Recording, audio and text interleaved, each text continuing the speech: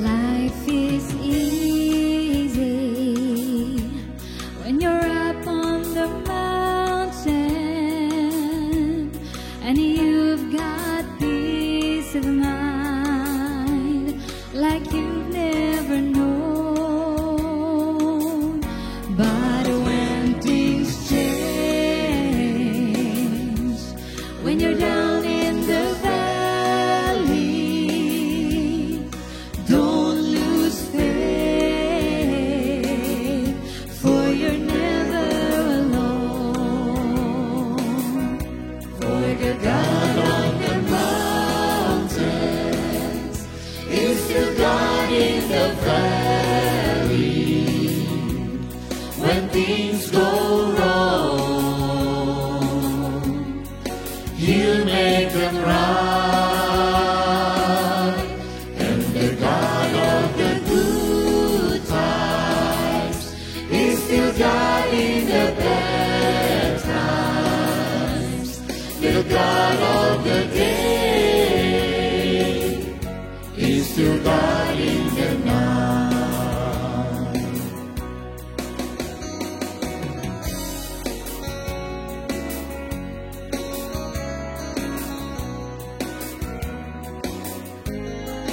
We talk of faith when we're up on the mountain. I talk comes so easy when life at its best. Now it's down in the valleys of trials and temptations. That's where your faith is really put to the test. For the God of the mountain is still God in the valley. When things go wrong, He'll make them right. And the God of the good times is still God in the bad times. The God of the day is still God in the night. For the God of the mountain is still God in the valley. When things go wrong, He'll make them right. And the God of the good times is still God in the bad times. The God of the day is still God in the night. The God of the day is still God in the night.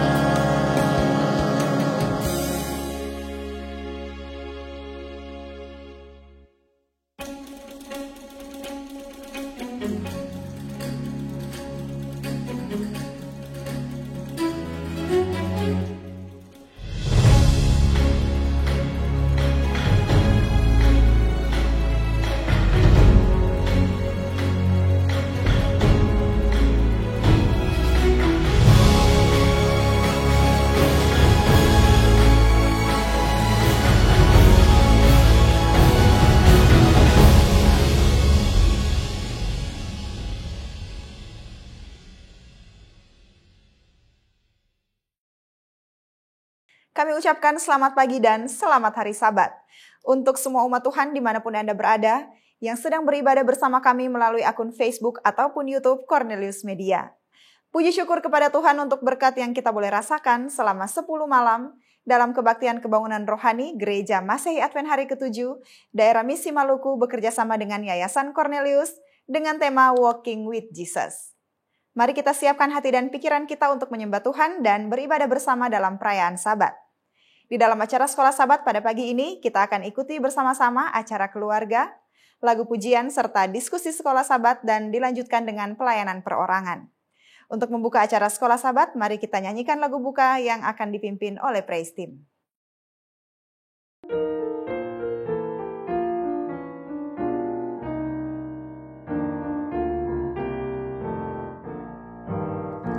Aku suka saksikan dari Yesus yang menjadi sahabatku yang erat, perubahan diriku yang seutuhnya hanyalah oleh kasih juru selamat.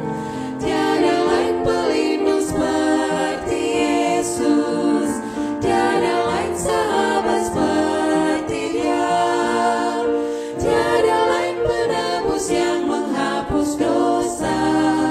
Aku dipeliharanya. Yesus menemukan aku dalam dosa, hatiku berkeluh kesah dan sukar, tapi ku diangkat oleh tangan Yesus dan dipimpinnya di jalan yang benar. Tiada lain pelindung seperti Yesus, tiada lain sahabat seperti Dia, tiada lain penebus yang menghapus dosa. Aku dipeliharanya. Tiap hari Tuhan beri janji yang baru, bertambahlah aku insaf kasih-Nya. Tapi tak ku mengerti tebusan itu, hingga kelak ku lihat Yesus di surga. Tiada lain pelindung seperti Yesus, tiada lain sahabat seperti Dia, tiada lain penebus yang menghapus dosa. Aku dipeliharanya.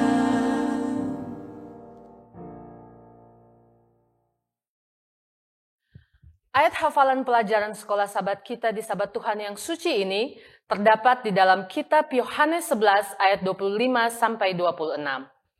Jawab Yesus, "Akulah kebangkitan dan hidup. Barang siapa percaya kepadaku, ia akan hidup walaupun ia sudah mati. Dan setiap orang yang hidup dan yang percaya kepadaku tidak akan mati selama-lamanya. Percayakah engkau akan hal ini?" Mari kita berdoa. Tuhan di surga, di pagi Sabat Tuhan yang suci ini, kami umat-umat Tuhan datang lagi kepadamu, membawa kehidupan kami, berbakti kepada Tuhan, memuji Engkau di pagi hari ini. Bapa di surga, di saat ini Bapa, sebelum kami datang, membawakan semua permohonan kami di saat ini, kami mohon Tuhan mau ampuni kami dan Tuhan mau layakan kami. Bapa di surga, di saat ini kami akan memulaikan acara Sekolah Sabat kami. Kami mohon tuntunan kuasa Tuhan sepanjang acara ini berlangsung. Mulai dari acara rumah tangga, diskusi Sekolah Sabat, dan juga anggota bekerja. Kiranya apa yang akan kami dapat di saat ini dapat menjadi berkat dan pegangan bagi kami.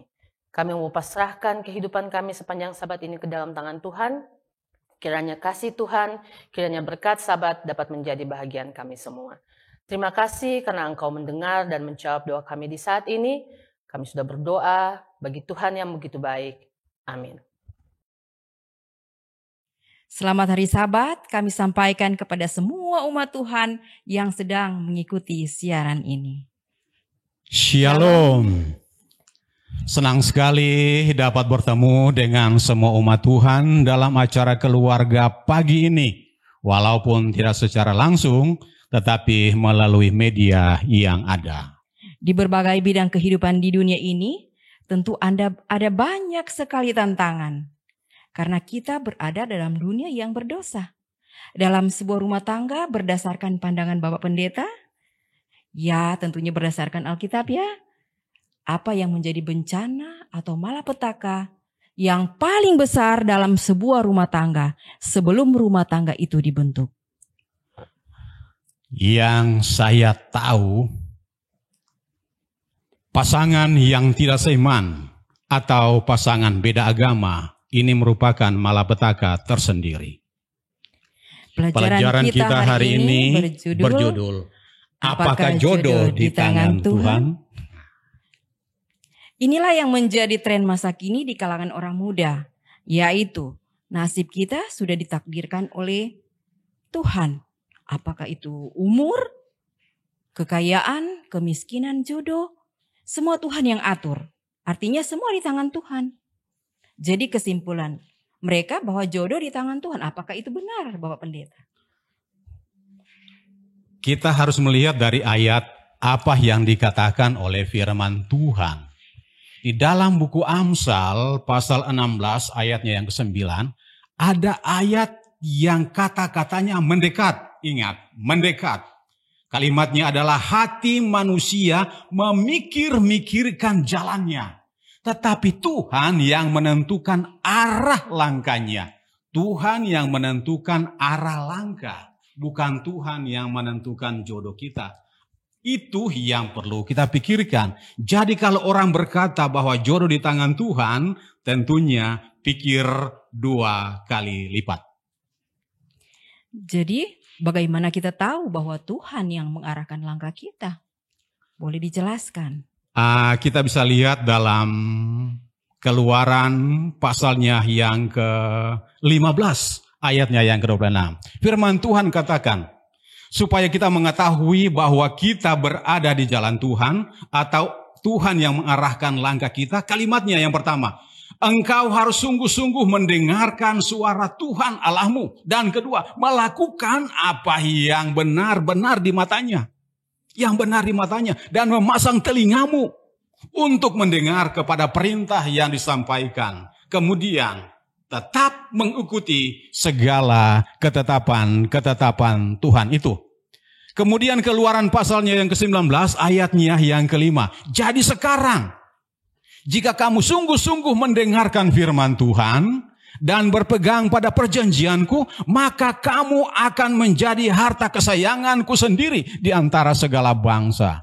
Ini adalah yang Tuhan inginkan atau langkah-langkah yang Tuhan ingin kita lewati sementara kita mencari pasangan hidup. Apakah ada orang-orang atau umat Tuhan yang sungguh-sungguh mendengarkan firman Tuhan tetapi akhirnya hilang juga? Dalam hal ini tinggalkan kebenaran. Ada sebuah cerita yang saya pernah dapat. Ini cerita bukan cerita orang ceritakan kepada saya, tetapi saya langsung alami. Saya pernah membuat sebuah seminar di sebuah tempat. Tempat ini bisa di Palu, di Maluku, atau di Minahasa. Karena saya pernah beberapa kali membuat seminar di tempat-tempat ini. Kemudian seorang bapak, dia katakan kepada saya, Pak Pendeta, seminar yang bapak bawa itu bagus. Tetapi saya mau ceritakan saya punya pengalaman kesetiaan daripada anak-anak saya. Waktu SD, selama 6 tahun bersekolah, mereka tidak pernah masuk sekolah di hari Sabat. Akibatnya setiap hari Senin selama 6 tahun, mereka dihukum dengan cara mengangkat kaki sebelah. Angkat kaki sebelah, entah itu di tiang bendera atau di dalam kelas, dalam waktu yang mereka tentukan. SMP juga demikian, angkat kaki sebelah. Sampai di SMA juga demikian. Tetapi masalahnya Pak Pendeta, yang saya dapati ternyata anak-anak saya ini dari SD sampai SMA selama 12 tahun mereka mengikuti pendidikan. Mereka sungguh-sungguh mendengarkan perintah Tuhan dan melakukan apa yang benar di mata Tuhan. Tetapi masalah yang berikut adalah setelah mereka tamat SMA, mereka sudah tidak lanjut berpendidikan ke pendidikan yang lebih tinggi. Akhirnya mereka mencari pasangan. Di saat itulah mereka mengangkat kedua kakinya, tinggalkan kebenaran. Ini berarti di saat mereka masih muda, selama 12 tahun, mereka mempertahankan benar-benar itu kebenaran. Tetapi setelah mereka tamat SMA, mendapatkan pasangan, mereka tidak tetap mengikuti segala ketetapan Tuhan. Ayat ini ada dalam Keluaran pasalnya yang ke-5, ayatnya yang ke-26. Di dunia ini sering kita dengar hukum itu tajam ke bawah. Dalam hal ini mungkin orang yang sudah berkeluarga atau calon pendeta atau bahkan pendeta akan luput dari masalah rumah tangga. Apakah demikian? Petrus, salah seorang murid Yesus yang catatan Alkitab mengatakan banyak sekali bicara. Dianggap dia sebagai seorang juru bicara daripada murid-murid. Dia katakan bahwa sesuai dengan pengalamannya, karena dia 3 kali menyangkal Yesus. Dalam 1 Petrus pasalnya yang ke-5 ayat 8 dan ke-9. Dia katakan bahwa sadar dan berjaga-jaga, lawanmu iblis berjalan keliling. Ayatnya yang ke-9 dia katakan, sebab kamu tahu bahwa semua saudaramu di seluruh dunia, di seantero dunia ini, menanggung penderitaan yang sama. Ini artinya, tidak ada satu orang pun yang luput dari rencana si jahat itu. Bagaimana kalau mereka katakan, oh di jemaat kami ada tante yang bisa tarik suaminya. Bahkan mama saya bisa tarik suami saya untuk jadi Advent. Jadi saya yakin saya bisa. Bagaimana dengan pemikiran-pemikiran seperti ini terhadap orang-orang muda? Dalam firman Tuhan menceritakan tentang orang yang terkuat di muka bumi secara fisik, bukan secara iman. Namanya adalah Simson. Satu waktu dia pergi dan menjumpai seorang wanita yang ada di Timnah, orang Filistin. Dia datang pulang dan katakan kepada mamanya, Ma, tolong ambil wanita itu kepada saya. Jangan, papanya katakan jangan. Dia saya cintai sekali. Tapi kalimat dalam ayatnya yang keempat dari buku Hakim-Hakim pasal 14 dia katakan hal itu dibuat oleh Tuhan. Jadi orang tuanya tidak mengetahui kalau itu Tuhan yang punya mau. Kemudian 16 ayat yang pertama, Hakim-Hakim 16 ayat yang pertama. Dia pergi lagi ke satu tempat, di tempat ini, nama tempat itu adalah Gaza. Kemudian dia menemui seorang wanita, dia tidur di tempat itu.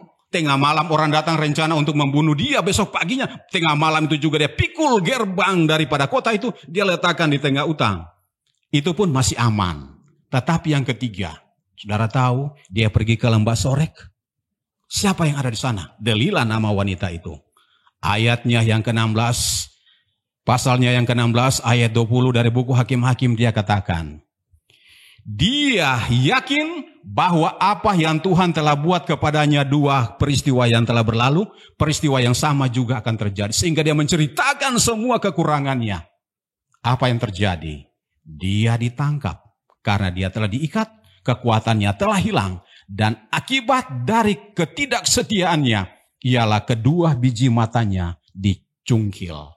Ini akibat dari pelanggaran yang dilakukan oleh orang yang tidak setia kepada Tuhan. Kenapa harus mata? Karena dari mata turun ke hati. Dan dari hati itulah sampai lupa Tuhan. Sehingga kedua mata dicungkil. Dan inilah yang menjadi masalah. Saya yakin orang-orang muda tidak mengandalkan kekuatan fisik. Tidak mengandalkan hal yang lain. Apalagi meniru cara Simson. Karena pada akhirnya malapetaka itu bisa terjadi. Artinya siapapun orang, apakah itu yang terkuat seperti Simson secara fisik, sekaligus nasir Allah, tidak akan kebal kalau ia melawan Tuhan. Karena akhirnya dia pasti akan menerima malapetaka itu.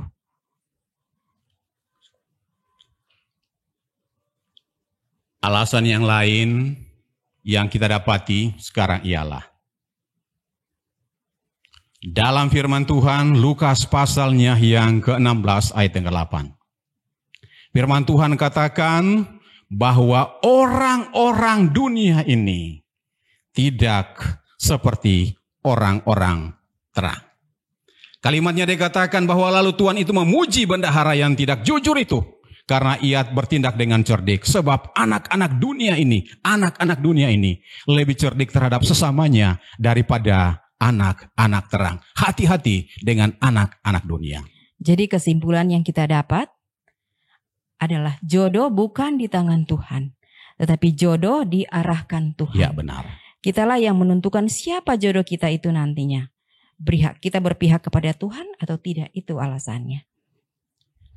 Manusia Tuhan yang ciptakan, jadi jodoh Tuhan sediakan. Tetapi yang menentukan adalah diri kita sendiri. Oleh sebab itu firman Tuhan dalam 2 Korintus 6 ayat 14, Paulus katakan, jangan kamu merupakan pasangan yang tak seimbang dengan orang-orang yang tidak percaya. Sebab persamaan apakah terdapat antara kebenaran dan kedurhakaan? Orang tidak percaya itu dianggap sebagai kedurhakaan. Dan bagaimanakah terang dapat bersatu dengan gelap? Jawab Yesus kepada orang muda yang kaya yang datang kepada Yesus. Dan tentunya jawaban kepada semua orang muda yang ada. Hanya satu yang baik, kata Yesus dalam Matius 19 ayat 17.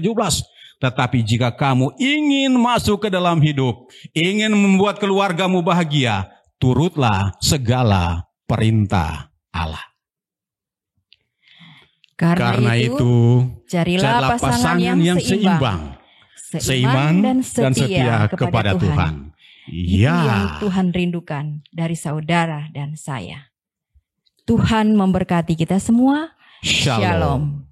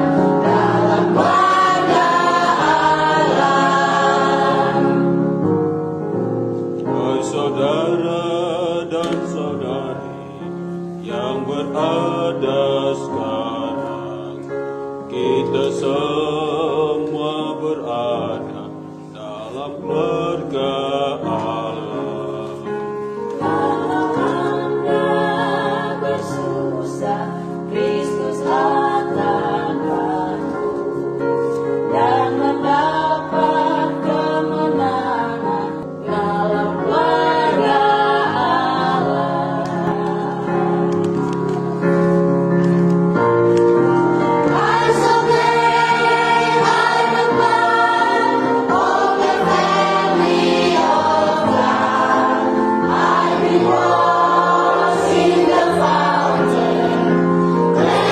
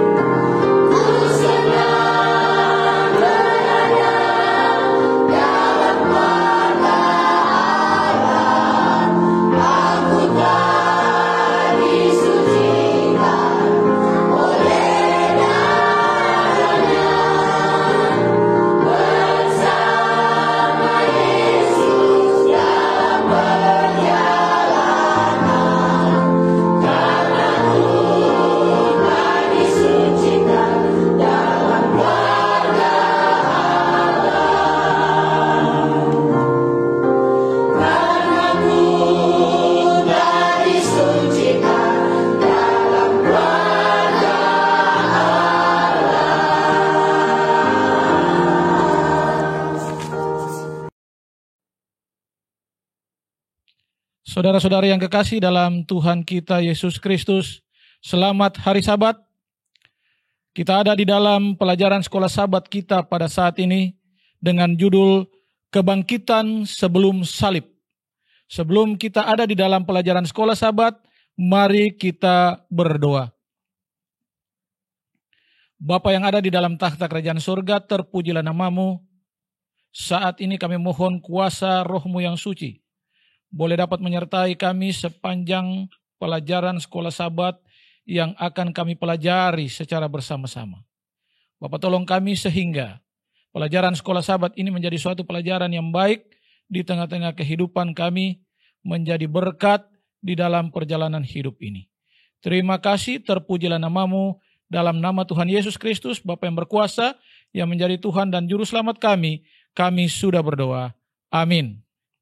Baik, sebelum kita ada di dalam pelajaran sekolah Sabat, terlebih dahulu saya akan memperkenalkan ketiga narasumber yang akan membawakan pelajaran sekolah Sabat pada saat ini.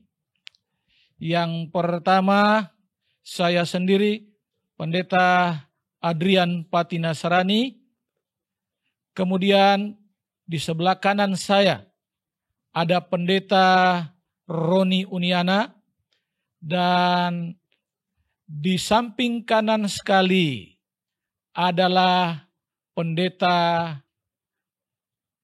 Gerson Halirat.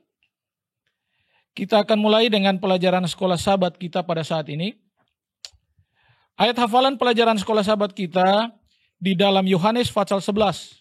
Ayatnya yang ke-25 dan ayatnya yang ke-26, demikian firman Tuhan. Jawab Yesus, "Akulah kebangkitan dan hidup. Barang siapa percaya kepadaku, ia akan hidup walaupun ia sudah mati. Dan setiap orang yang hidup dan yang percaya kepadaku tidak akan mati selama-lamanya. Percayakah engkau akan hal ini?" Saudara-saudara yang kekasih dalam Tuhan kita Yesus Kristus, saat ini kita akan membahas pelajaran sekolah Sabat kita pada Sabat petang, kebangkitan sebelum salib. Kita melihat di sana ada Musa, ada juga putra dari janda di Sarfat, putra dari perempuan Sunem, lalu kemudian putra dari janda di Naim, putri Yairus, dan kemudian Lazarus. Kasus-kasus kebangkitan ini dibesarkan sebagai manusia yang pada akhirnya akan mengalami kebangkitan. Nah, secara Alkitab membahas bahwa mereka ini adalah orang-orang yang dibangkitkan sebelum salib ataupun kematian Tuhan Yesus.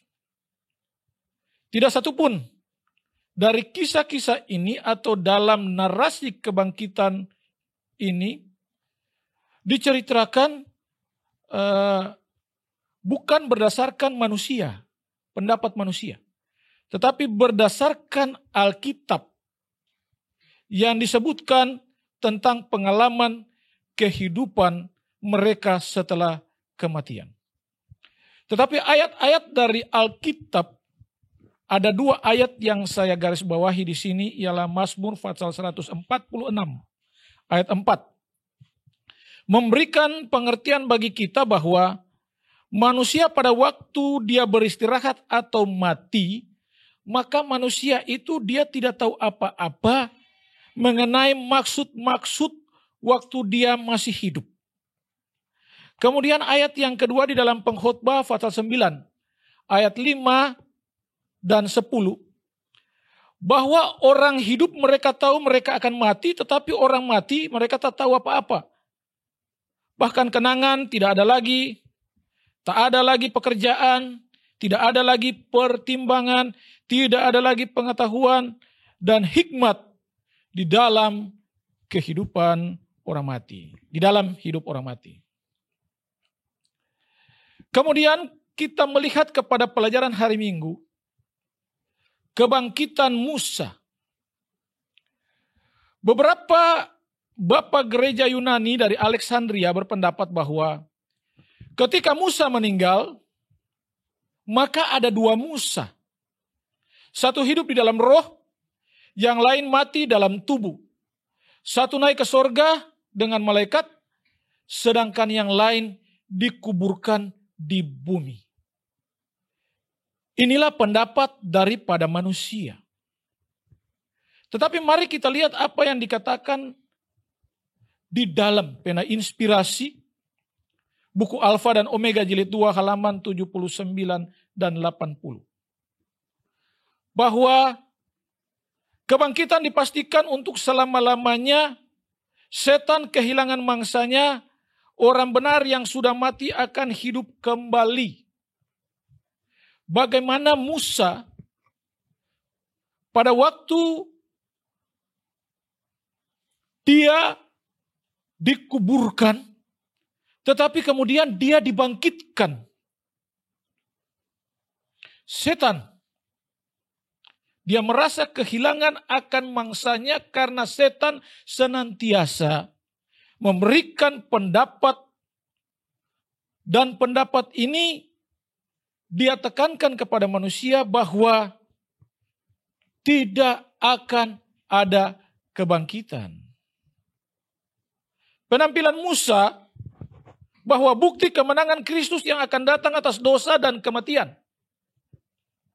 Digambarkan di sini dalam istilah yang tidak salah lagi, itu adalah pada waktu kita melihat Musa dan Elia bersama-sama dengan Yesus. Nah, kita melihat di sini bagaimana Musa dan Elia, mereka mewakili umat-umat Tuhan yang dibangkitkan di dalam kehidupan mereka. Musa dia dibangkitkan. Dia mewakili orang-orang mati yang dibangkitkan, sedangkan Elia memang diangkat hidup-hidup. Menyatakan bahwa Tuhan berkuasa atas kematian. Untuk itu Tuhan Yesus sendiri pun, akibat daripada dosa dari kita manusia, harus mati. Tetapi dengan kuasa Tuhan Yesus dibangkitkan. Ini memberikan suatu pelajaran yang baik bagi kita. Bahwa sebagai umat-umat Tuhan kita punya pengharapan di dalam Tuhan Yesus. Walaupun akibat dosa kita akan mati. Tetapi kalau kita hidup di dalam Tuhan Yesus, maka kita akan dibangkitkan. Untuk pelajaran hari Senin dan hari Selasa akan dibawakan oleh Pendeta Halirat. Baik, terima kasih. Kita telah mengikuti pembahasan pelajaran sekolah Sabat dan kita akan melanjutkan pada hari Senin dengan judul 2 kasus perjanjian lama.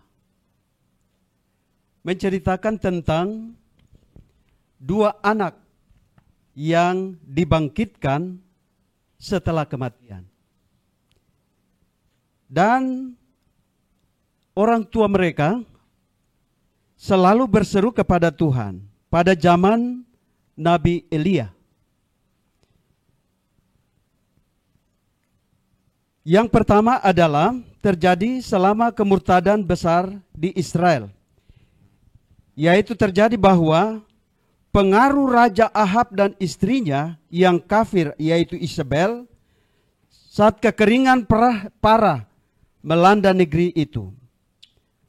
Allah memerintahkan Elia untuk pergi ke Sarfat dan di sana wanita ini, janda di Sarfat ini menerima Elia dan melayani dengan baik. Pada saat janda di Sarfat ini mengalami kesulitan, yang pertama adalah kesulitan makan.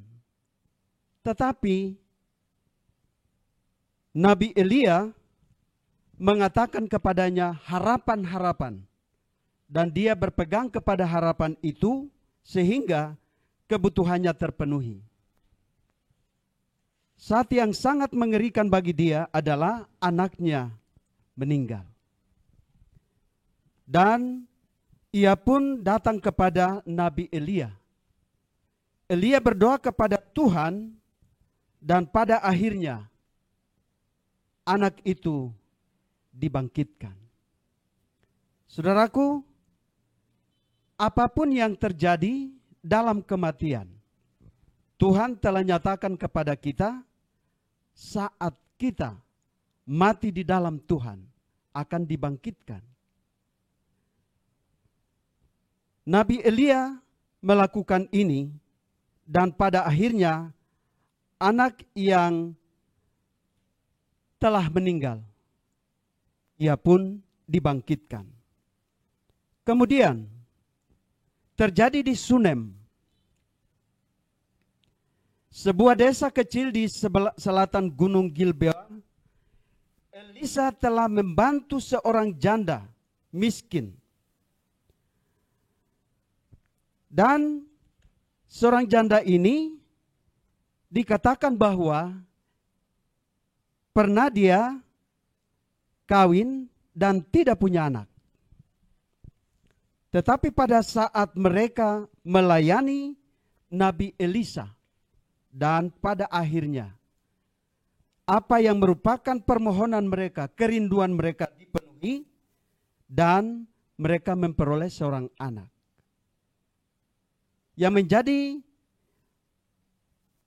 permasalahan bagi mereka adalah anak itu telah meninggal. Apa yang terjadi? Wanita Sunem pergi ke Gunung Karmel dan meminta Elisa untuk ikut dengannya, untuk melihat putranya. Elisa terus berdoa kepada Tuhan dan akhirnya anak itu hidup kembali. Saudaraku, inilah yang terjadi, dua kasus yang terjadi dalam perjanjian lama ini, sehingga kita melihat bahwa Nabi Elia dan juga Nabi Elisa, mereka pun menyatakan ini bahwa apapun terjadi, bahkan kematian, pasti ada kebangkitan.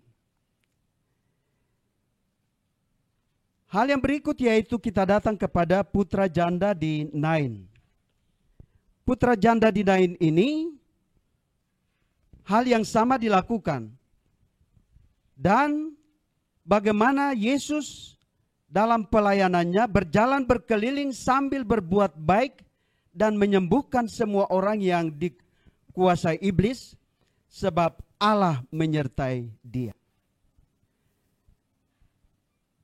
Terdapat pula di dalam kasus ini, yaitu putra janda di Nain ini,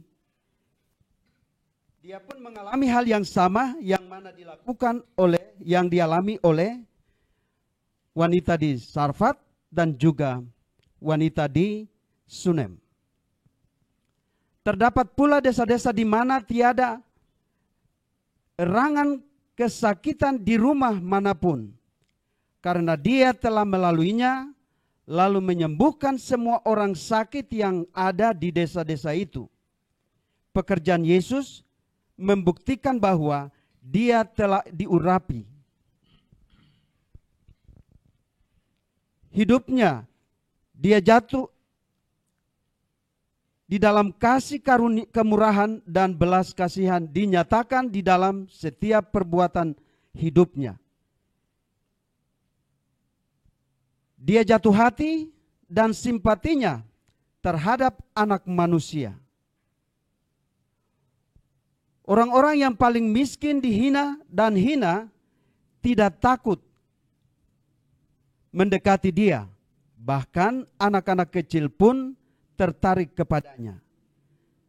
Nah, saudaraku, apa yang terjadi pada saat janda di Nain ini, putra janda di Nain ini mengalami kematian? Di dalam Lukas pada pasalnya yang ke-7 ayat 11 sampai 17 dikatakan di sini, selama pelayanannya di Galilea, Yesus menyembuhkan orang sakit dan mengusir setan. Suatu ketika, dia dan para pengikutnya sedang mendekati gerbang Nain. Ketika prosesi pemakaman sedang melewati gerbang tersebut, di peti mati terbuka adalah satu-satunya putra seorang janda yang menangis terseduh-seduh. Penuh belas kasihan kepada ibu yang berduka, yang berkata kepadanya, "Jangan menangis." Kemudian Yesus menoleh ke anak yang mati di peti mati dan memerintahkannya, "Anak muda, aku berkata kepadamu, bangunlah." Anak itu hidup kembali dan Yesus mempersembahkannya kepada ibunya. Saudaraku, apa yang terjadi saat arak-arakan bahkan juga pemakaman dilaksanakan, Yesus pun melihat ini, tergerak hati, dan dia katakan, "Anak muda, aku berkata kepadamu, bangunlah." Apa yang telah dikatakan dalam firman Tuhan, kematian adalah tidur.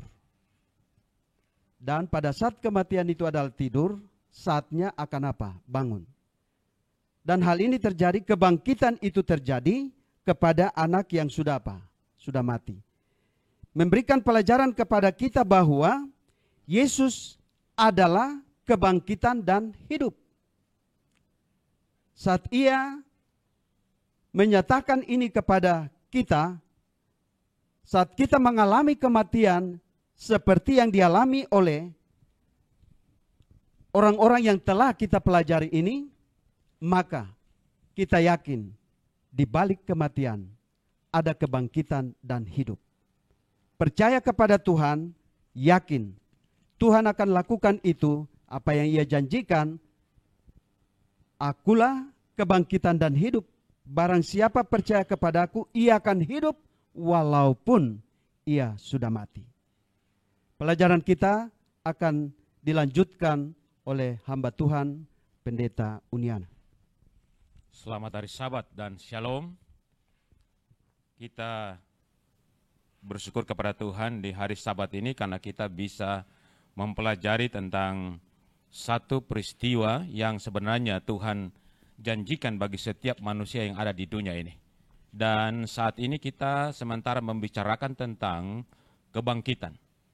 Dan kebangkitan sebelum salib itu terjadi bukan hanya kepada sekelompok orang atau segelintir orang, tetapi ada dari berbagai etnis ataupun golongan, apakah itu orang Yahudi maupun orang yang bukan Yahudi. Dan itu yang kita sudah pelajari dari hari pertama sampai dengan hari Selasa. Nah, pada hari Rabu dan hari Kamis, kita mempelajari tentang ada dua kebangkitan lagi sebelum salib, yaitu yang pertama adalah Yairus, anak Yairus yang saat itu sementara dia sakit, dan sementara dia sakit kemudian ayahnya ini ingin bertemu dengan Yesus untuk meminta kesembuhan dari Yesus. Dan ketika ayahnya pergi untuk bertemu dengan Yesus, sebelum tiba dan bertemu dengan Yesus, datanglah sebuah informasi utusan kepada Yairus dan mengatakan bahwa anak itu sudah mati. Sehingga mereka katakan jangan lagi merepot-repotkan Yesus kalau harus Yesus yang datang ke rumah. Namun pada waktu Yesus mendengarkan ucapan dari orang-orang itu bahwa anak Yairus ini sudah mati, Yesus berkata kepada Yairus, "Jangan takut, percaya saja." Nah, Bapak Ibu Saudaraku yang kekasih, ketika Yesus berkata kepada Yairus, "Jangan takut dan percaya." Pada posisi apa Yairus ini harus percaya? Apakah dia harus percaya bahwa anaknya sudah mati, ataukah sementara dia berpikir bahwa kalaupun anaknya sudah mati, dia akan tetap percaya karena ada campur tangan Yesus yang sementara ini Yesus berbicara dengan dia. Itulah sebabnya pada waktu Yesus bersama-sama dengan rombongan ini dan juga Yairus ke rumahnya, ketika didapati di rumah itu memang sudah ada tangisan yang ada di rumah itu dan memang anak Yairus itu sudah mati. Dan waktu Yesus masuk, ini yang Yesus katakan kepada orang-orang banyak itu. Di dalam Markus pasal 5 ayat 39, Yesus berkata begini, "Mengapa kamu ribut-ribut dan menangis? Anak itu tidak mati tetapi tidur." Saudara bayangkan, kematian yang selama ini mereka lihat, mereka saksikan, orang mati. Tapi kali ini ketika Yesus ada di rumah itu, kemudian Yesus berkata, anak ini, pada ayatnya yang ke 36 dan 39, anak itu tidak mati. Ini menghadapi kematian dan ini fakta. Bahwa anak ini sudah mati, tetapi Yesus berkata bahwa anak ini tidak mati. Itulah sebabnya sepertinya menjadi sebuah olok-olokan bagi Yesus dalam perkataannya. Mereka menganggap bahwa apa yang Yesus ucapkan itu sesuatu kebohongan yang selama ini mereka tidak pernah melihat orang mati kemudian dikatakan tidak mati. Nah, pelajaran yang penting dari pelajaran dari anak Yairus. Kenapa Yesus datang ke rumah itu walaupun anak itu sudah mati, tapi kenapa Yesus membangkitkan dia? Pelajaran sekolah sahabat memberikan gambaran bahwa orang-orang yang ada di sekitar rumah Yairus, yang ada pada sekitar saat itu, adalah orang-orang yang percaya bahwa kematian itu adalah finish. Kematian itu akhir dari segala-galanya. Jadi kalau orang sudah mati, tidak ada apa-apanya lagi. Tidak ada kebangkitan. Dan itu yang ada pada orang banyak, pikiran orang banyak pada saat berada di rumah Yairus. Makanya Yesus berkata, di dalam ayatnya ini mengatakan bahwa kematian dari anak Yairus itu Yesus gambarkan seperti tidur. Tidur yang nyenyak. Artinya kalau tidur biasa, kalau dengar sesuatu pasti dia bangun sendiri. Tapi kalau tidur nyenyak itu membutuhkan orang untuk membangunnya. Dan itulah Yesus. Yesus datang ke rumah Yairus untuk anak perempuan itu untuk membangunkan dia. Karena dia memang tidur nyenyak. Itulah arti dari sebuah kebangkitan yang Yesus gambarkan di dalam cerita tentang anak perempuan Yairus. Kemudian pada hari Kamis mengenai Lazarus. Cerita ini kita sudah dapat dalam Yohanes pasal 11 ketika Lazarus sakit, mulai dari cerita Lazarus sakit, kemudian informasi disampaikan kepada Yesus. Namun Yesus tidak datang untuk melawat dia. Bahkan Yesus menunggu sampai Lazarus mati. Dan pada waktu Lazarus sudah mati, Yesus berkata kepada murid-muridnya bahwa mari kita pergi karena Lazarus teman kita itu telah tertidur. Dan Yesus berkata, aku akan pergi ke sana untuk membangunkannya. Jadi Yesus berpikir, memberikan gambaran kepada para muridnya bahwa apa yang Yesus gambarkan belum juga dimengerti oleh murid-murid. Mereka berpikir bahwa apa yang Yesus katakan sementara tertidur biasa. Jadi murid-murid juga memiliki pengalaman bahwa ketika mereka mendengarkan kata tidur, mereka juga berpikir bahwa secara harafiah Lazarus sementara tertidur dan Yesus akan membangunkan dia. Tetapi Yesus langsung memberikan arti gambaran yang sesungguhnya dan dia katakan pada ayat yang selanjutnya bahwa Lazarus sudah mati. Penekanan Lazarus sudah mati memberikan gambaran kepada murid-murid bahwa itulah sebuah fakta. Kenyataan bahwa manusia itu akan hidup, tapi juga akan harus mati. Dan ketika mereka pergi bertemu dengan kedua saudara perempuannya, Marta dan Maria. Yesus disambut di sana dan ada banyak hal yang disampaikan oleh Maria dan Marta tentang kematian Lazarus. Banyak hal yang mereka keluhkan kepada Yesus. Dan mereka katakan kepada Yesus, Yesus kalau memang seandainya engkau ada di sini, maka saudaraku tidak akan mati. Dan Yesus mulai menggambarkan tentang arti dari sebuah kehidupan di balik kematian itu. Dan Lazarus sudah mati 4 hari. Saudara bayangkan kalau sudah 4 hari orang mati, berarti tubuh ini sudah mengalami kehancuran. Sudah mulai hancur perlahan-lahan. Dan indikasi orang mungkin berpikir bahwa kalau sudah 4 hari, tidak mungkin ada sesuatu yang bisa terjadi lagi. Tidak mungkin dapat dipulihkan atau tidak mungkin dapat disembuhkan. Dan ketika Yesus datang pada saat itu, Yesus langsung menuju ke kuburan Lazarus. Menuju ke kuburan Lazarus, dan di saat itulah Yesus ingin membuktikan bahwa kematian Lazarus walaupun sudah 4 hari, tetapi ada kuasa Tuhan yang Tuhan mau buat di tengah-tengah orang banyak pada waktu itu. Dan itulah sebabnya pada waktu Yesus berdiri di depan kubur Lazarus, Yesus berkata, Lazarus, keluarlah. Firman Allah yang disampaikan oleh Yesus kepada Lazarus itu langsung membuat sebuah reaksi. Lazarus yang tadinya sudah 4 hari dalam kubur, mungkin dagingnya sudah meleleh, tapi tiba-tiba berubah, dipulihkan, dan dia bangkit kembali. Nah, cerita tentang keadaan Lazarus dibangkitkan oleh cerita tentang Yesus memberikan sebuah gambaran kepada orang-orang banyak bahwa ada kuasa di tangan Tuhan untuk dapat mampu melakukan kebangkitan di saat apapun, situasi apapun, dikala semua tidak bisa, Yesus mampu melakukan kebangkitan itu. Dan itu yang terjadi pada Lazarus, dan Lazarus pun dibangkitkan.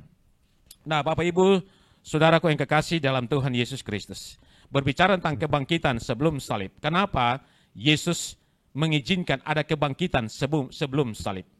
Supaya semua orang yang selama ini berpikir tentang arti hidup ini hanya hidup kemudian mati dan selesai, Yesus membuktikan bahwa di balik kematian ini ada satu kehidupan yang baru yang Yesus siapkan bagi orang-orang yang percaya.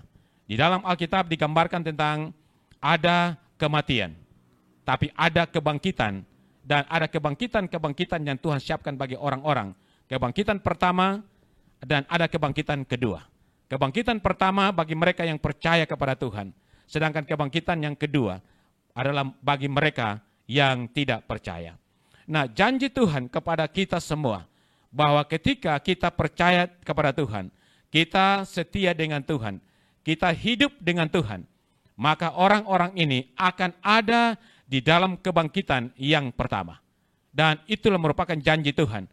Bila mana kita setia dengan Tuhan, maka kita ada pada kebangkitan yang pertama. Sedangkan kebangkitan yang kedua adalah kebangkitan yang dijanjikan hanya kepada mereka yang tidak percaya, yang tidak kenal Tuhan, yang tidak mau menurut Tuhan. Itulah kebangkitan kedua tersedia bagi mereka.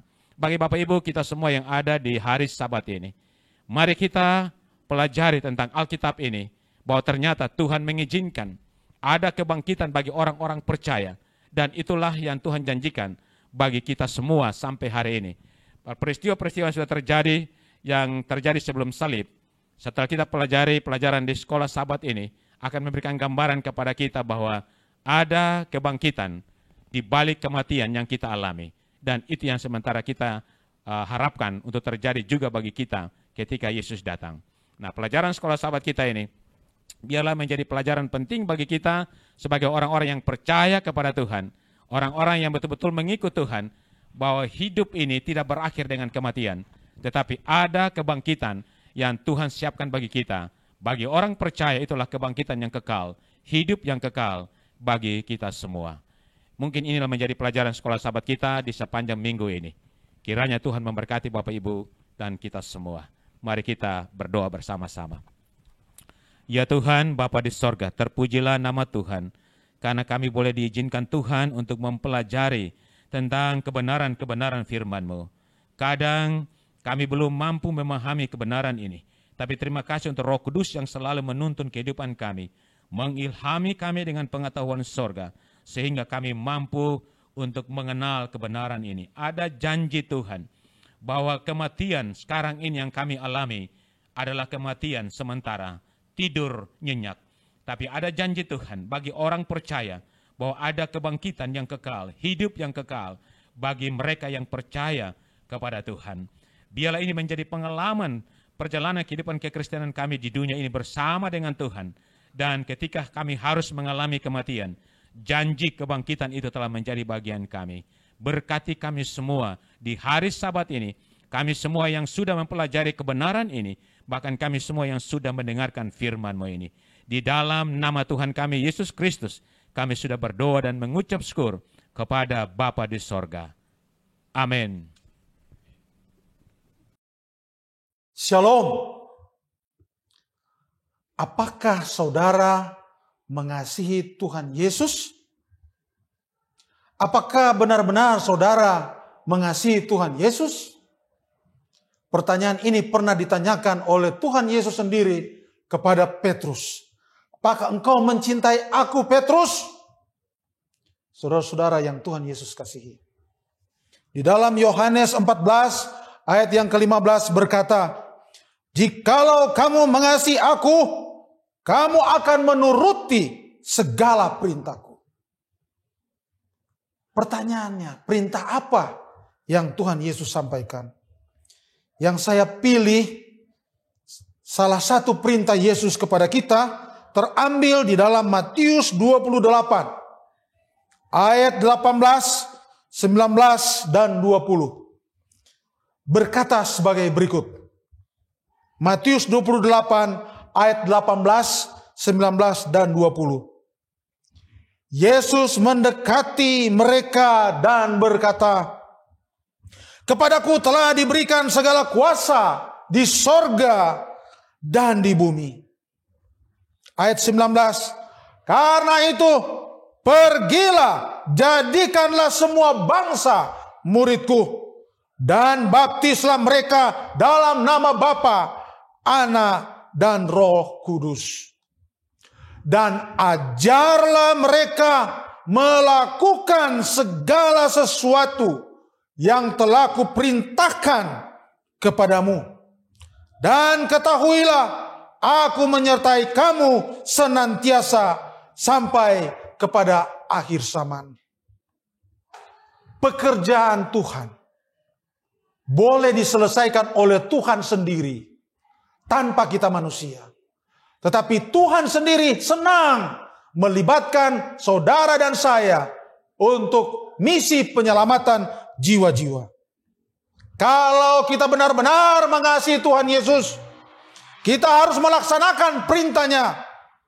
Di sini dikatakan, "Pergi, jadikan semua bangsa muridku." Tuhan ingin agar kita berguna bagi penyelesaian pekerjaan Tuhan. Tidak perlu khawatir, tidak perlu takut, karena Dia berjanji, "Aku menyertai kamu senantiasa sampai kepada akhir zaman." Saudara yang tidak bisa akan dibisakan. Saudara yang tidak mampu akan dimampukan. Semua yang mengasihi Yesus dan rela melibatkan diri dalam misi penyelamatan jiwa-jiwa, Tuhan akan mampukan. Tuhan akan pakai, Tuhan akan jadikan Anda berguna bagi penyelesaian pekerjaan Tuhan. Mari saudara-saudara, kita buktikan bahwa kita mengasihi Tuhan Yesus dan kita melaksanakan akan perintahnya. Sekali lagi saya baca. Yesus mendekati mereka dan berkata kepadaku, "Telah diberikan segala kuasa di sorga dan di bumi. Karena itu, pergilah, jadikanlah semua bangsa muridku, dan baptislah mereka dalam nama Bapa dan Anak dan Roh Kudus.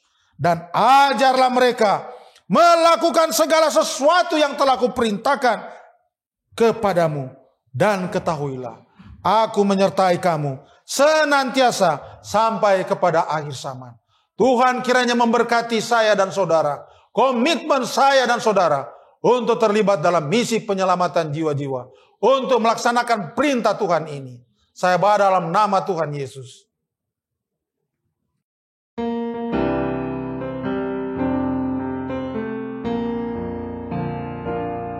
Selamatlah dirindu, damai iman teguh, dan berdoa sungguh untuknya. Tapi perhentian tiada didapatkan kalau tak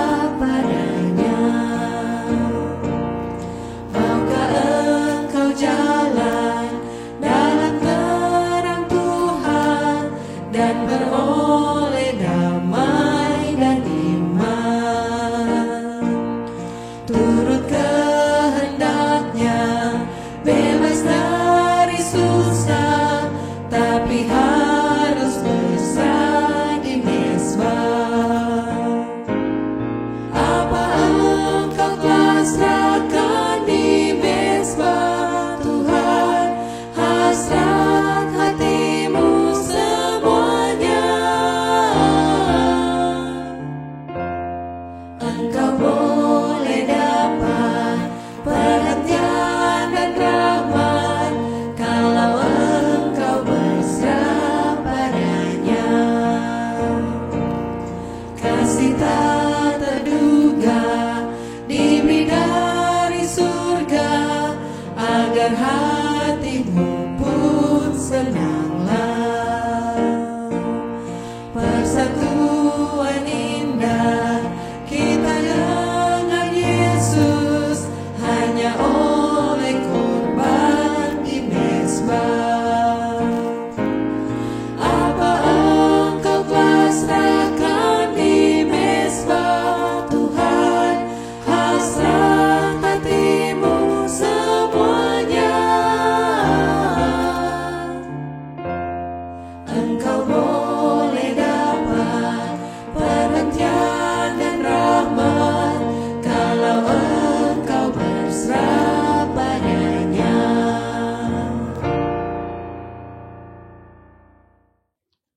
Mari kita berdoa. Ya Tuhan Bapa kami yang di sorga, ditinggikan, diagungkan, dimuliakanlah namamu dari kekal sampai kekal. Dikuduskanlah namamu dari kekal sampai kekal. Pada saat ini kami baru selesai membaca firman Tuhan dan merenungkan. Tuhan memberi tantangan kepada kami, apakah kami mengasihi Tuhan atau tidak. Dengan melaksanakan misi Tuhan, yaitu menyampaikan kabar keselamatan. Ya Tuhan, kami mohon kasihani kami, tolong kami, dan tuntun kami, agar kami dengan berani, dengan penuh kerelaan, dengan penuh sukacita, mau melibatkan diri dalam misi penyelamatan jiwa-jiwa. Mau melaksanakan akan perintah Tuhan, sehingga benar-benar kami berguna dalam penyelesaian pekerjaan Tuhan. Tuhan terima kasih, karena Engkau menyertai acara rumah tangga, acara sekolah sahabat, pelayanan perorangan, dan kami sudah mau selesaikan untuk pelayanan perorangan.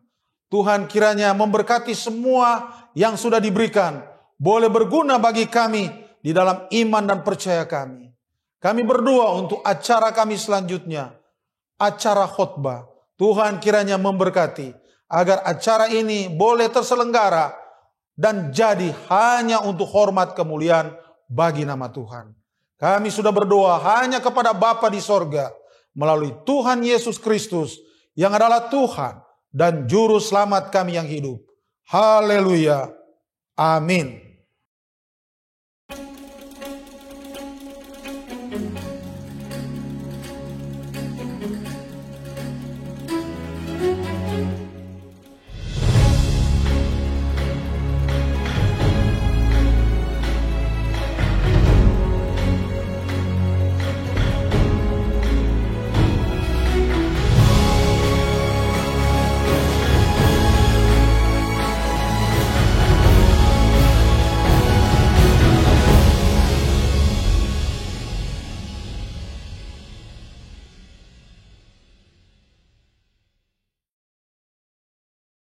Terpujilah nama Tuhan.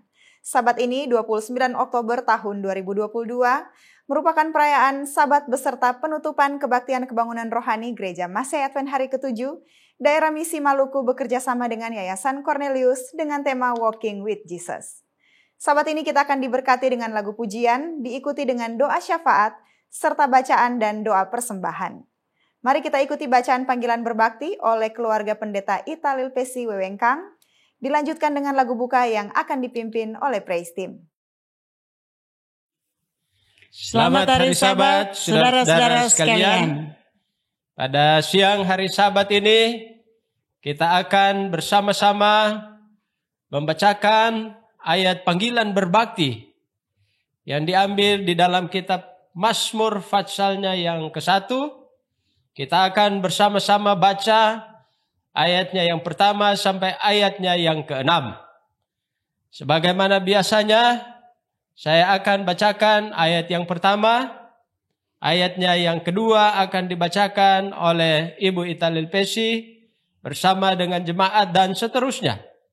Sampai pada ayat yang ke-6, Kita akan baca secara bersama-sama. Mazmur Fatsal 1, jalan orang benar dan jalan orang fasik. Berbahagialah orang yang tidak berjalan menurut nasihat orang fasik, yang tidak berdiri di jalan orang berdosa, dan yang tidak duduk dalam kumpulan pencemooh. Tetapi yang kesukaannya ialah Taurat Tuhan, dan yang merenungkan Taurat itu siang dan malam. Ia seperti pohon yang ditanam di tepi aliran air, yang menghasilkan buahnya pada musimnya, dan yang tidak layu daunnya. Apa saja yang diperbuatnya berhasil. Bukan demikian orang fasik, mereka seperti sekam yang ditiupkan angin. Sebab itu, orang fasik tidak akan tahan dalam penghakiman, begitu pula orang berdosa dalam perkumpulan orang benar. Kita baca bersama-sama ayat yang ke-6. Sebab Tuhan mengenal jalan orang benar, tetapi jalan orang fasik menuju kebinasaan. Demikian ayat bacaan bersahutan. Marilah kita berbakti di dalam roh dan kebenaran.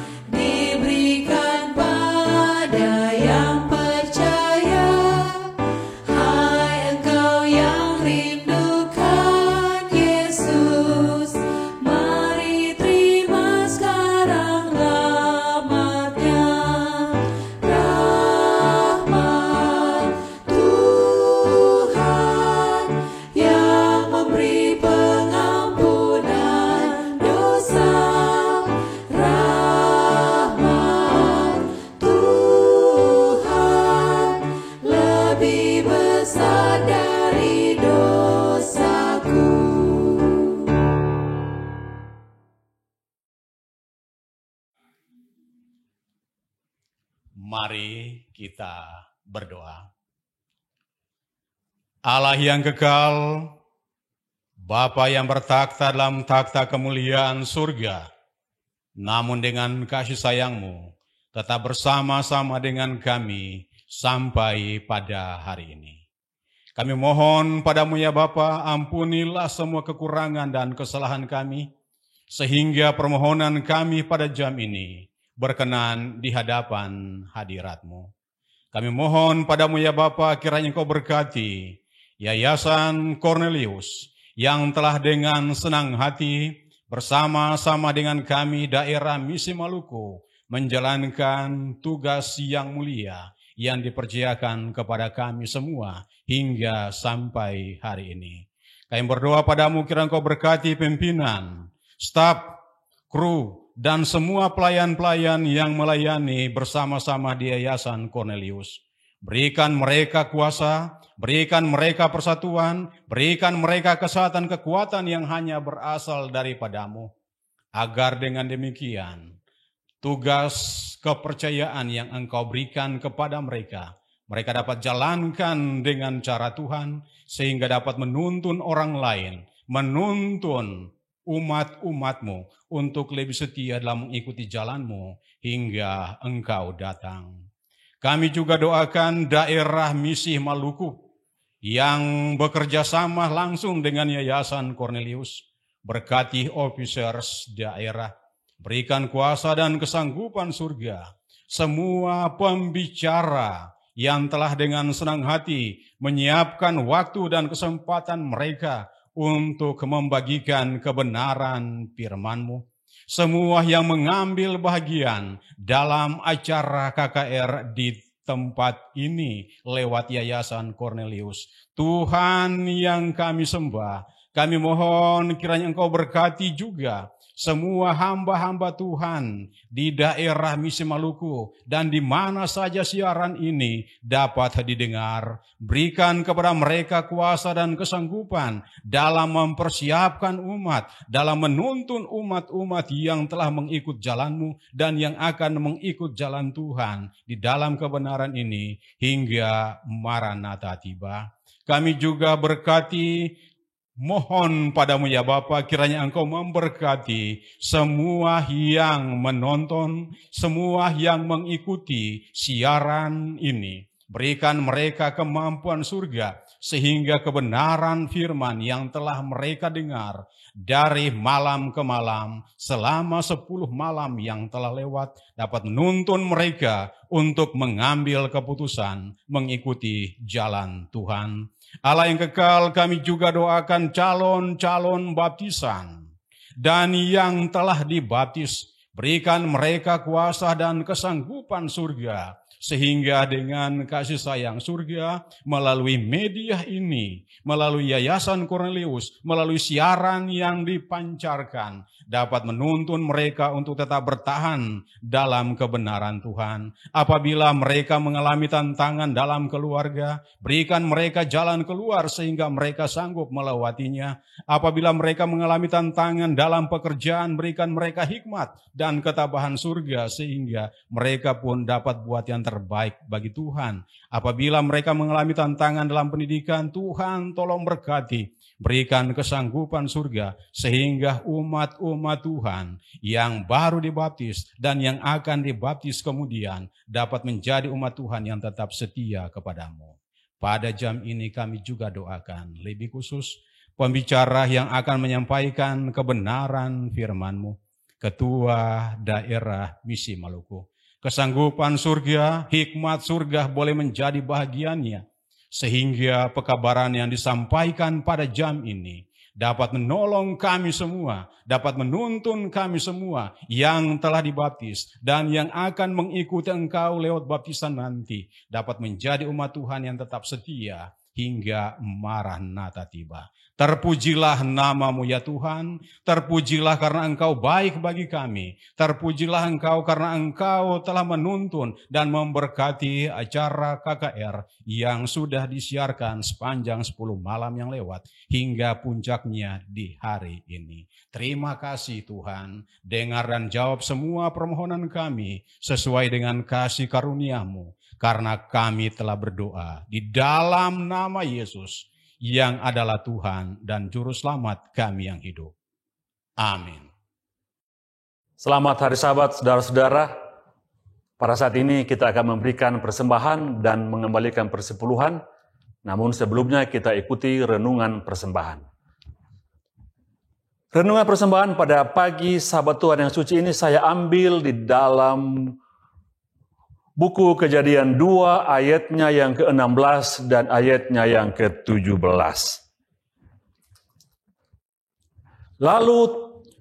Lalu Tuhan Allah memberi perintah ini kepada manusia. Semua pohon dalam taman ini boleh kau makan buahnya dengan bebas. Tetapi pohon pengetahuan tentang yang baik dan yang jahat itu, janganlah kau makan buahnya. Sebab pada hari engkau memakannya, pastilah engkau mati. Saudara-saudara, yang menjadi pertanyaan saat ini, apakah pohon pengetahuan baik dan jahat masih ada pada saat ini? Pena Inspirasi dalam nasihat bagi jemaat mengatakan demikian. Allah menyediakan pohon pengetahuan baik dan jahat sebagai suatu pengingat akan kepemilikannya atas segala sesuatu. Demikian juga tuntutan Allah terhadap sesuatu. Ia menempatkan hartanya di tangan manusia, tetapi meminta agar 1/10 harus dengan setia dikesampingkan untuk pekerjaannya. Apabila kita setia menurut tuntutan ini, maka kita mengakui bahwa segala sesuatu adalah milik Allah. Pohon pengetahuan baik dan jahat, saudara-saudara, ternyata masih ada. Ya, sampai pada saat ini, dalam bentuk kesetiaan kita dalam mengembalikan persepuluhan sebagai milik Allah. Yang menjadi pertanyaan bagi kita, ya, masing-masing pada saat ini adalah, apakah kita pernah, ya, dalam tanda kutip, memakan buah dari pohon pengetahuan baik dan jahat menjadi perenungan dalam hati kita masing-masing.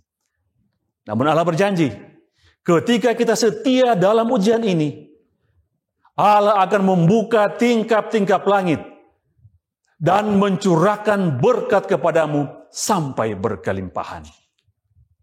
Maliaki 3 ayat 10 bagian akhir. Tuhan memberkati kita. Selamat memberi. Mari kita berdoa. Maha besar Bapa Samawi Allah yang bersemayam di dalam takhta kerajaan surga, Bapa sumber berkat, kami datang mengucap syukur dan berterima kasih karena Bapa sudah memberkati kami di dalam kehidupan kami ini. Sehingga pada saat ini apa yang ada di dalam perbendaharaan kami boleh dapat mengembalikan milik-Mu ya Bapa, berupa persepuluhan dan persembahan.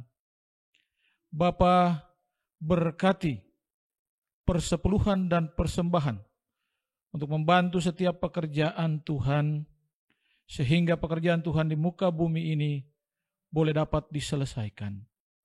Kami juga berdoa ya Bapa di surga, kepada semua yang boleh dapat memberikan persepuluhan dan persembahan.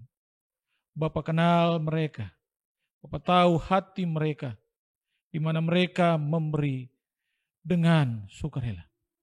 Untuk itu ya Bapa di surga, kiranya berkat-Mu boleh dapat menjadi bagian dalam kehidupan mereka. Kekuatan, kesehatan, bahkan penyertaan-Mu ya Bapa, yang boleh dapat menyertai mereka di dalam perjalanan hidup mereka.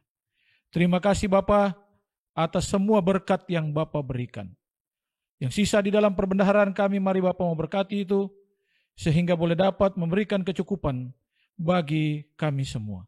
Terima kasih dan terpujilah nama-Mu.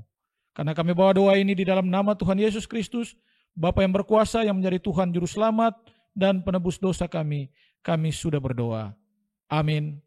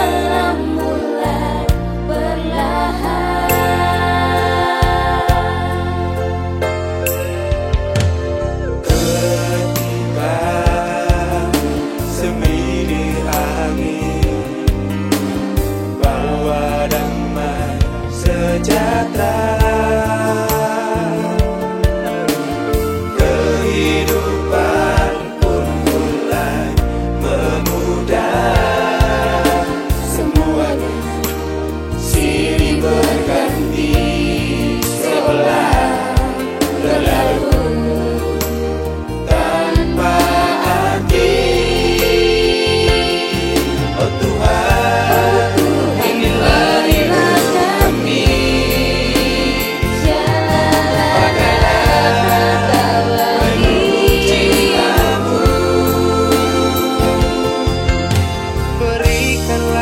seteguh harapannya pasti tercurah dari pintu kasih-Mu dengan wajah yang tertunduk dekat.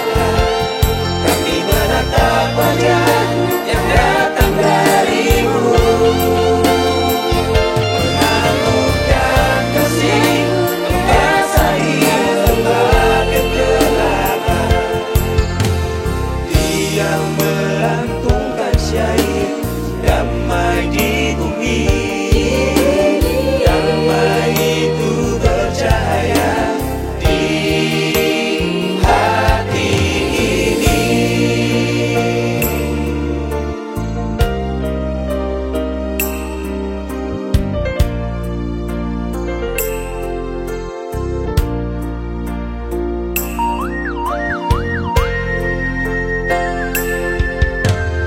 Ketika semilir angin bawa damai sejahtera,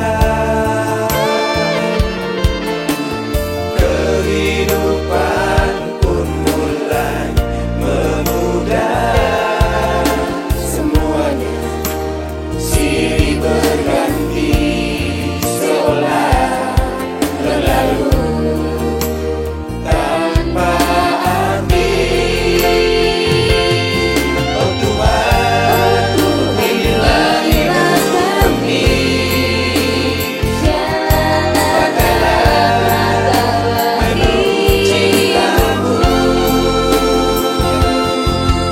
Berikanlah seteguh harapan yang pasti Tercurah dari pintu kasih-Mu dengan wajah yang tertunduk penuh kerendahan. Kami menatap wajah yang datang dari-Mu, mengamukan kasih membasahi lembah kegelapan. Dia melantungkan syair damai di bumi, damai itu bercahaya di hati ini. ada damai di hati kita. Ada damai di hati kita.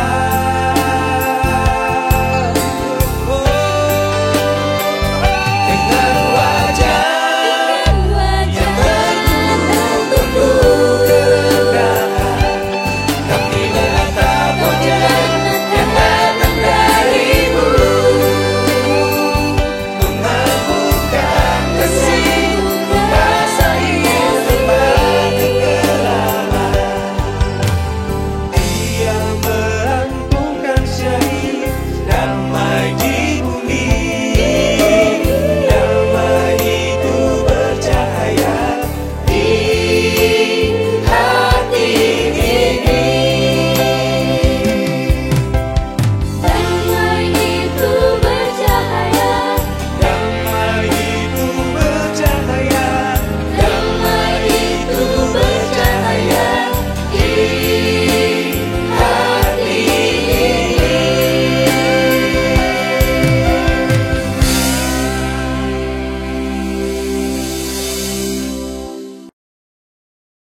Saudara-saudaraku yang kekasih, ayat tema khotbah kita di siang hari ini terdapat di dalam Mazmur 121 ayat 1 dan ayat yang kedua. Mazmur 121 ayat 1 dan ayat yang kedua. Tuhan penjaga Israel, nyanyian siarah. Aku melayangkan mataku ke gunung-gunung, dari manakah akan datang pertolonganku? Pertolonganku ialah dari Tuhan yang menjadikan langit dan bumi. Saudara umat Tuhan yang terkasih, Anda sedang menyaksikan siaran langsung Kebaktian Kebangunan Rohani Net dengan tema Walking with Jesus. Sahabat, ini pekabaran firman Tuhan akan dibawakan oleh Pendeta Ferry Makpal MTH. Beliau menikah dengan Ibu Vera Maramis dan dikaruniai Tuhan 4 orang anak. Pendeta Ferry Makpal adalah Ketua Gereja Masehi Advent Hari ke-7, Daerah Misi Maluku. Pembahasan firman Tuhan pada sabat ini berjudul Berjalan Bersama Yesus. Mari kita nyanyikan bersama-sama lagu tema kita yang akan dipandu oleh Praise Team.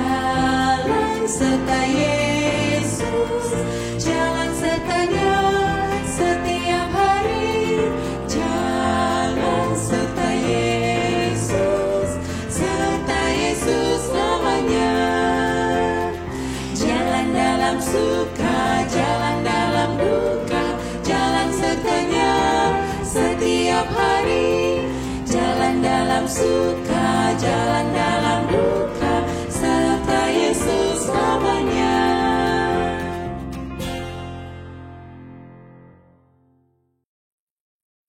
Shalom sahabatku, selamat hari Sabat untuk kita semua. Berkat Tuhan ada bagi kita sekalian. Sebelum lebih jauh kita mendengarkan firman Tuhan, mari kita berdoa. Bapa di sorga, kami membutuhkan kuasa Roh-Mu yang kudus. Manakala kami akan mempelajari sabda firman-Mu.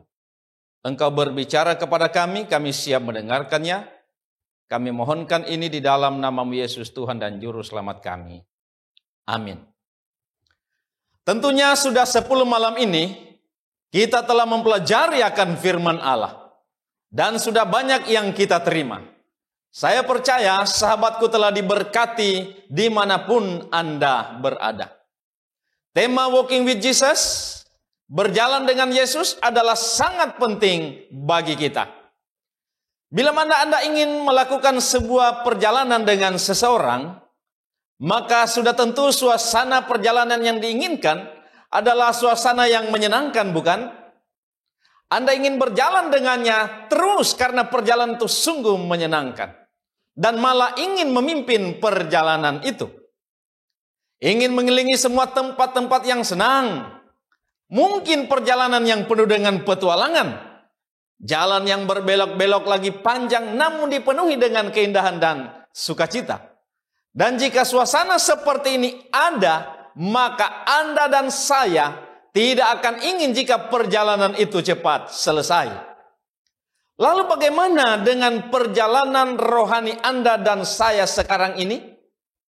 Apakah juga dipenuhi dengan petualangan? Apakah rasa senang dan bahagia selalu ada?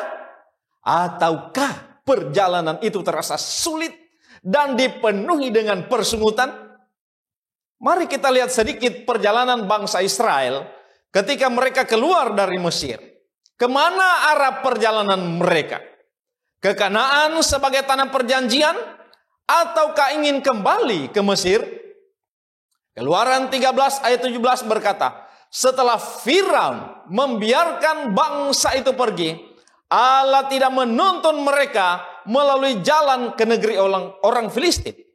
Walaupun jalan ini yang paling dekat. Ayat 18, tetapi Allah menuntun bangsa itu berputar melalui jalan di padang gurun menuju ke laut Teberau. Betapa sering dalam perjalanan kita mengambil jalan pintas. Benar? Ya. Lalu mengapa kita mengambil jalan pintas? Ya karena Anda dan saya tidak mau repot. Mau suka cepat-cepat. Mau suka gampang. Tentunya karena Anda dan saya tidak ingin berputar-putar terlalu lama di sebuah tempat. Tetapi Allah menuntun bangsa Israel berputar. Sahabatku yang dikasihi Tuhan. Mungkin Anda, saya juga mengalami hal ini dalam perjalanan kehidupan kita ketika kita hendak menuju tanah Kanaan semawi. Mungkin jalan-jalan yang kita lalui nampak tidak elok serta tidak menyenangkan. Betapa sering keadaan hidup Anda dan saya dipenuhi dengan kesukaran dan bahkan penderitaan. Yang mungkin juga ada peperangan non-fisik yang kita hadapi dan gumuli, seperti bangsa Israel.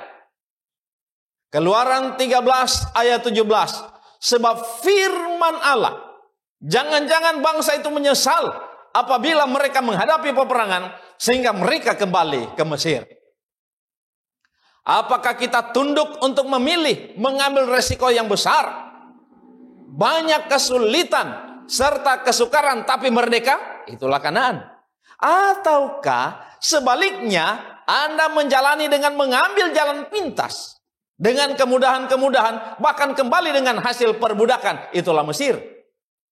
Allah menginginkan umatnya untuk merdeka. Merdeka dari perbudakan. Mungkin sekarang ini Anda atau tidak ada perbudakan fisik. Tapi mungkinkah yang Anda rasakan adalah perbudakan yang non-fisik menyerang Anda dan saya? Seperti diperbudak dengan pekerjaan, atau istilah kerennya workaholic, atau kecanduan kerja. Anda kerja. Ya, orang berbilang susah, yang tahu waktu istirahat lain. Ya. Tuhan berfirman, 6 hari engkau melakukan segala pekerjaan, tetapi hari ke-7 itulah Sabat Tuhan Allahmu. Ya, hari ini Sabtu, hari Sabat, waktu berhenti dari segala pekerjaan harian. Atau juga mungkin Anda diperbudak oleh media sosial dan lain sebagainya. Ada janji penyertaan Tuhan bila Anda mau berjalan dengan Dia. Walking with Jesus. Perhatikan teks Keluaran 13 ayat 21. Tuhan berjalan di depan mereka pada siang hari dalam tiang awan untuk menuntun mereka di jalan. Dan pada waktu malam dalam tiang api untuk menerangi mereka. Sehingga mereka dapat berjalan siang dan malam. Apalagi yang kurang dalam perjalanan ini, Bapak Ibu Saudara sekalian. Ada jaminan perlindungan di dalam perjalanan kita menuju ke Kanaan. Ya, Kanaan semawi. Ada tiang awan di siang hari dan tiang api di malam hari. Sehingga Anda dan saya dapat berjalan siang dan malam. Lalu bagaimana respon bangsa Israel terhadap perlindungan Allah ini? Keluaran 14 ayat 12. Janganlah mengganggu kami dan biarlah kami bekerja pada orang Mesir. Sebab lebih baik bagi kami untuk bekerja pada orang Mesir daripada mati di padang gurun ini.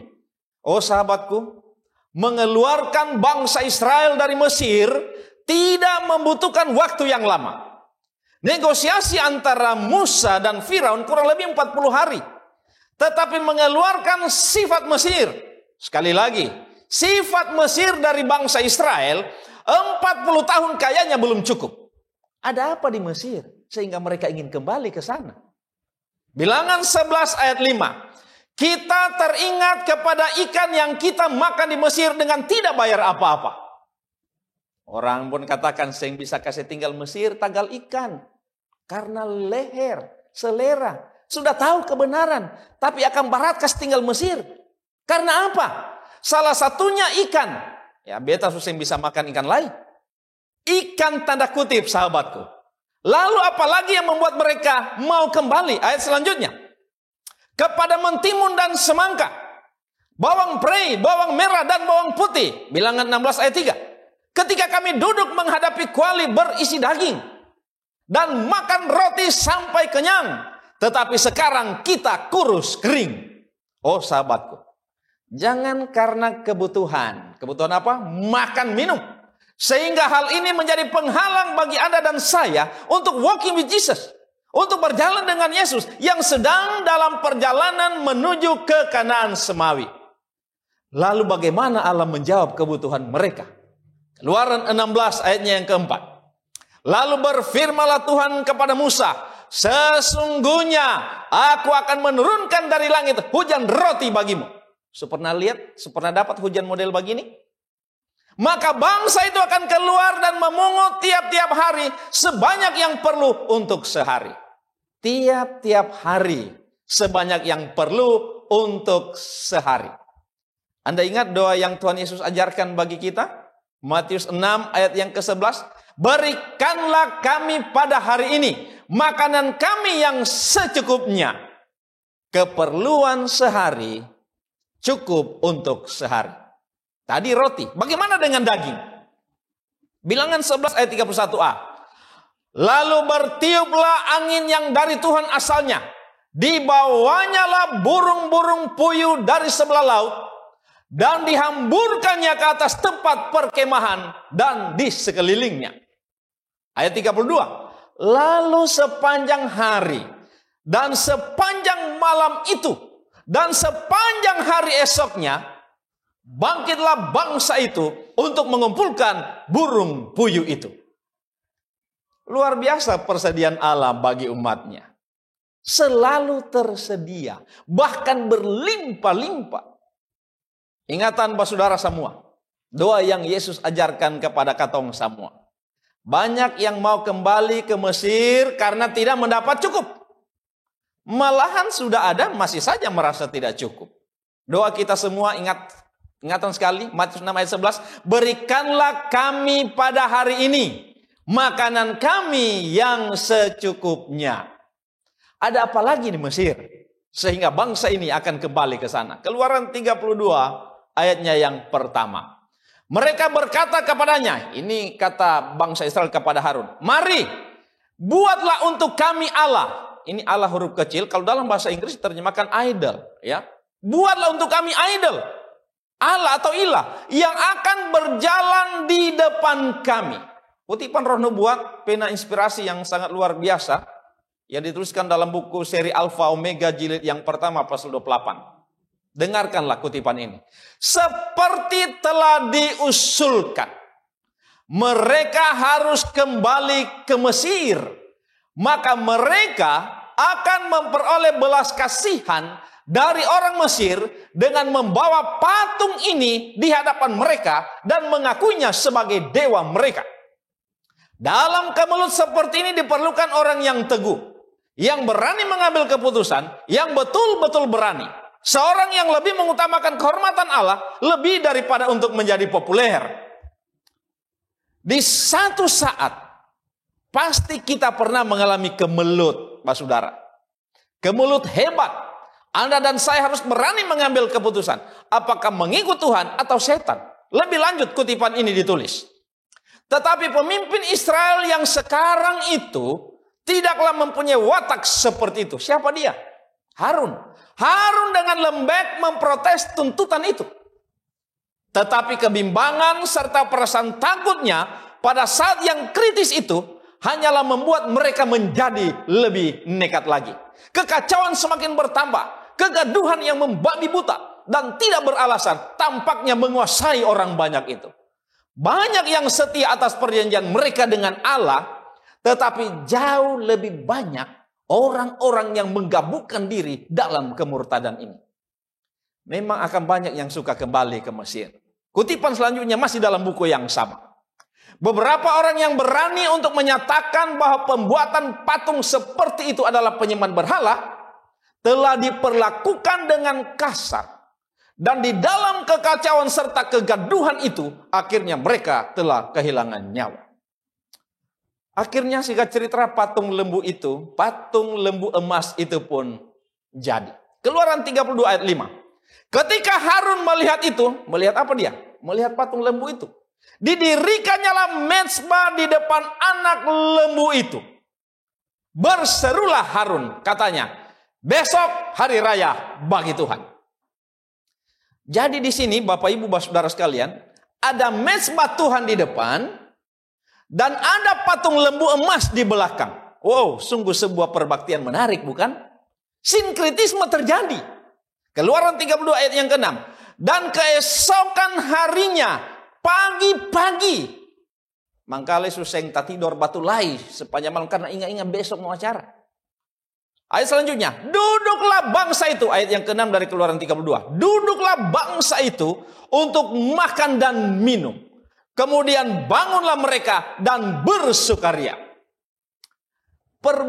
Perpaduan perbaktian. Anda bisa lihat di sini, ini sangat menarik ini. Perpaduan perbaktian antara mezbah Tuhan dan lembu emas. Sebuah sistem perbaktian semi hiburan. Apakah Anda melihat dan merasakan tren perbaktian ini di zaman now ini? Ya, perbaktian atas nama mezbah Tuhan, namun dengan warna dan rasa keduniawian, lembu emas. Dan banyak orang yang tertarik dan suka akan model ini. Dan inilah penghalang untuk berjalan dengan Yesus menuju ke tanah Kanaan semawi. Penyebab tidak ingin ke Kanaan oleh karena terlalu mencintai Mesir, bukan? Boleh jadi dalam berjalan dengan Yesus menuju ke tanah perjanjian, Kanaan semawi, memang tidak mudah. Ada banyak tantangan. Namun Anda dan saya bukan terpaku melihat tantangan-tantangan itu. Melainkan fokuslah terhadap pertolongan yang diberikan oleh Allah. Ada tiang awan di siang hari, dan tiang api di malam hari, serta makanan dan minuman disediakan dalam perjalanan, sehingga Anda dan saya bisa berjalan siang dan malam. Keluaran 14 ayat 13, dengarkanlah firman Allah. Tetapi berkatalah Musa kepada bangsa itu, janganlah takut, berdirilah tetap dan lihatlah keselamatan dari Tuhan yang akan diberikannya hari ini kepadamu. Sekali lagi sahabatku, lihatlah keselamatan dari Tuhan, bukan yang lain. Ayat selanjutnya, sebab orang Mesir yang kamu lihat hari ini, tidak akan kamu lihat lagi untuk selama-lamanya. Jika kita melihat keselamatan yang diberikan Tuhan, maka kita tidak akan coba untuk berpikir ke Mesir, apalagi kembali ke sana. Keluaran 14 ayat 14. Tuhan akan berperang untuk kamu dan kamu akan diam saja. Ini janji Tuhan yang sangat luar biasa bagi kita. Janji pertolongan Tuhan bagi Anda dan saya bukan? Sangat luar biasa. Segala persediaan sorga diberikan kepada kita untuk disiapkan bagi kerajaannya. Walking with Jesus. Panggilan bagi kita pada saat ini. Tentukan keputusan Anda sekarang dan bukan nanti. Sekali lagi. Tentukan keputusan Anda sekarang dan bukan nanti untuk berjalan dengan Yesus. Sekarang, bukan nanti. Sebab perkara keselamatan adalah hari ini. Bukan nanti. Ya, hari ini. Walking with Jesus, berjalan bersama Yesus berarti pertama, Anda dan saya akan berjalan dalam kesetiaan firman-Nya. Kita sudah belajar selama 10 malam. Berjalan dalam kesetiaan firman-Nya. Berjalan dalam penurutan terhadap hukum dan kehendak-Nya. Itu kedua. Berjalan dalam penurutan terhadap hukum dan kehendak-Nya. Ketiga, berjalan bersama Yesus berarti Anda dan saya akan berjalan dalam penyerahan total kepadanya. Hidup Anda dan saya adalah milik Kristus. Jika Anda masih bertanya, sampai sekarang ini, dari manakah datangnya pertolongan bagi kita ketika kita sedang dalam perjalanan menuju ke Kanaan semawi? Kalau Anda masih bertanya, dari mana kekuatan yang kita peroleh untuk menjalani perjalanan ini? Perhatikan ayat tema kita. Firman Tuhan dalam Mazmur 121, ayatnya yang pertama dan kedua. Ayat yang pertama berkata, aku melayangkan mataku ke gunung-gunung. Dari manakah akan datang pertolonganku? Ayat yang kedua. Pertolonganku ialah dari Tuhan yang menjadikan langit dan bumi. Pertolongan yang sama, saya percaya. Pertolongan yang sama yang sudah menyertai perjalanan bangsa Israel menuju ke tanah Kanaan duniawi adalah pertolongan yang sama pula yang akan menyertai Anda dan saya menuju ke Kanaan Semawi. Mari kita berdoa. Bapa di sorga, terima kasih untuk pekabaran di siang Sabat ini. Kami percaya bahwa ketika kami berjalan dengan Tuhan, mungkin akan ada banyak tantangan, kesulitan, dan kesukaran. Tetapi janji Tuhan, Tuhan akan memberikan segala persediaan sorga untuk menyanggupkan kami sekalian, untuk boleh dapat melewati setiap tapakan jalan-jalan yang kami lalui. Sehingga berkat Tuhan akan selalu ada di tengah-tengah kehidupan kami. Terima kasih untuk kekuatan firman-Mu ini. Biarlah kami meyakini sungguh bahwa Engkau adalah sumber pertolongan kami di dalam mana kami berjalan bersama dengan Tuhan. Itulah sebabnya ketika hamba-Mu mengangkat tangan dan memohonkan berkat bagi persekutuan umat, terimalah berkat Tuhan. Tuhan melindungi dan memberkati engkau. Tuhan menyinari wajahnya kepadamu dan memberi engkau kasih karunia. Tuhan menghadapkan wajahnya kepadamu dan memberi engkau damai dan sejahtera. Kiranya berkat ini akan turun, tinggal, tetap, bahkan mengalir di dalam kehidupan kami. Kami pintas segala berkat-Mu ini hanya di dalam nama-Mu Yesus, Tuhan dan Juru Selamat kami. Amin.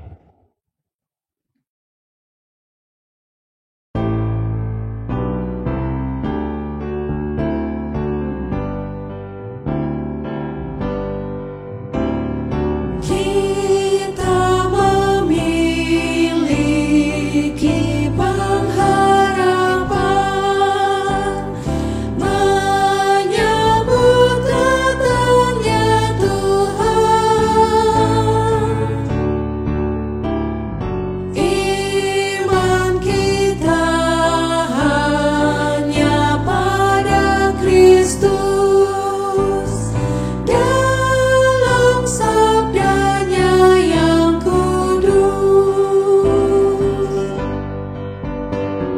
sekarang tiba waktunya semua bangsa di dunia bangkit dan bersoraklah, haleluya, Dia Raja. Kita memiliki pengharapan menyambut datangnya Tuhan.